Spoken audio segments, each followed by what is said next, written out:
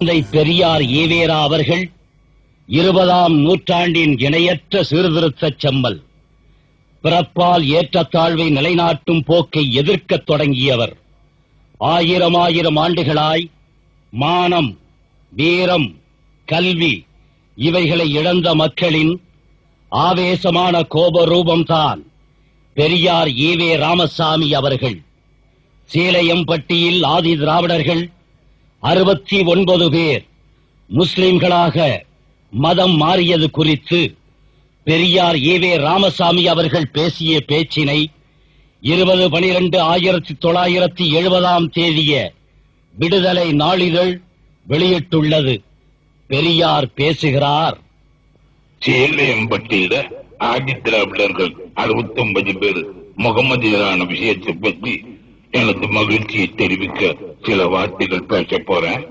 இந்து மதம் என்பதிலிருந்து மதம் மாறினதாக சொல்லப்படும் 69 ஆதி திராவிடர்களும் பிறவியின் காரணமாக அவர்களுக்குள்ள இழிவிலிருந்து விடுதலை அடைந்ததோடு பாமரத்தன்மையும் காட்டுமிராண்டித்தனமுமான மிருகப்பிராயத்திலிருந்தும் அறியாமையிலிருந்தும் சிறிது விடுதலை அடைந்தவர்களாவார்கள் என்பதற்காகவே மகிழ்ச்சி அடைகிறேன்.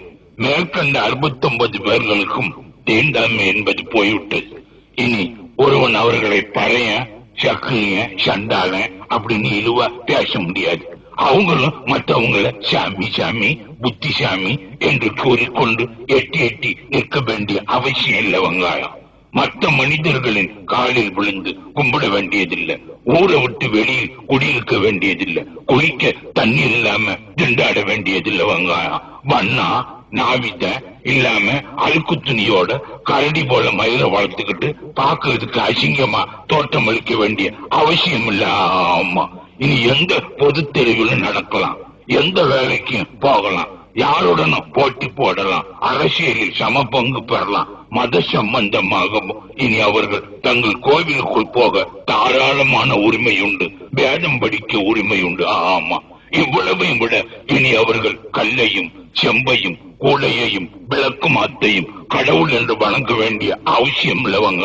ஆமா, மற்றும் இவர்கள் பொருளாதார கஷ்டத்திலும் அறிவு வளர்ச்சி தடையிலும் சமூக இழிவிலும் சுயமரியாதை குறைவிலும் அரசியல் பங்கு குறைவிலும் இருந்து ஒருவாறு விடுதலை அடைந்து விட்டார்கள் என்பது போன்றவைகளை நினைக்கும் போது மகிழ்ச்சி அடையாமல் இருக்க முடியவில்லை.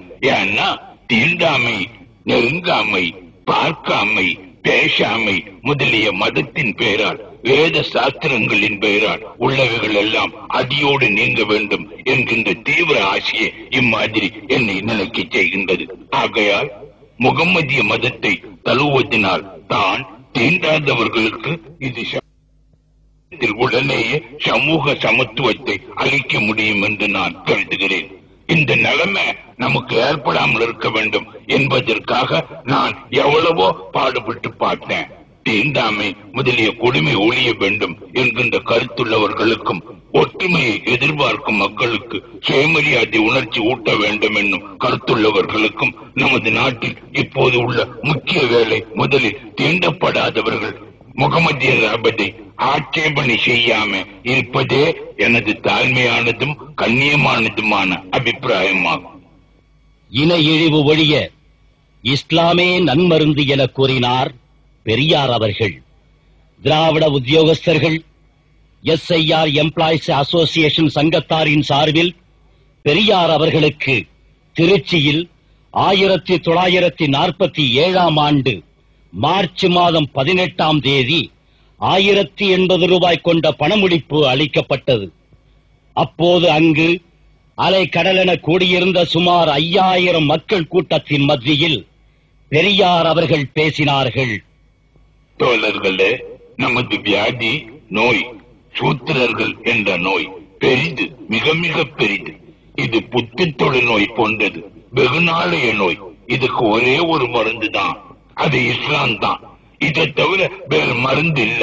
இது இல்லாட்டி வேதனைப்பட வேண்டியதுதான். ஆமா, தூக்க மருந்தும் போத மருந்தும் கொண்டு நோய் இம்சை தெரியாம நாளும் பிணம் போல கலக்க வேண்டியதுதான். நோய் தீர்ந்தெழுந்து நடக்க இன்றைய நிலையில் இஸ்லாம் தான் மிகச்சிறந்த மருந்து. ஆமா, அதுதான் நாடு கொடுக்கும், நிமிர்ந்து நடக்க செய்யும், வீரம் கொடுக்கும் மருந்தாகும்.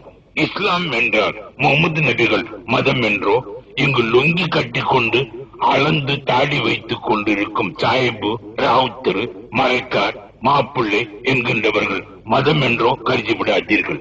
இஸ்லாம் என்பது சாந்தி, பணிவு, பக்தி என்ற பொருள்படும் அரபு சொல்.